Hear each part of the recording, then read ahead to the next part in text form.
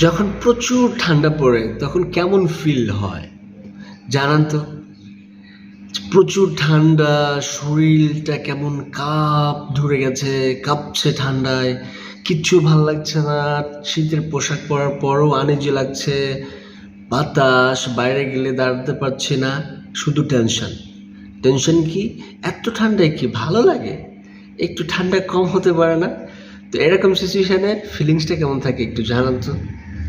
আমার মনে হয় খুব ডিসকাস্টিং একটা ব্যাপার, নাকি? সবসময় তো আর রুমের মধ্যে ব্ল্যাঙ্কেট মুড়ি দিয়ে আর মানুষ থাকতে পারে না, পারে? আচ্ছা, বাইরে হলেই তো ঠান্ডা, প্রচুর ঠান্ডা, হিউজ পরিমাণ ঠান্ডা। তো যাই হোক, এত ঠান্ডা কিন্তু ভালো লাগছে না। আপনাদের কেমন লাগছে?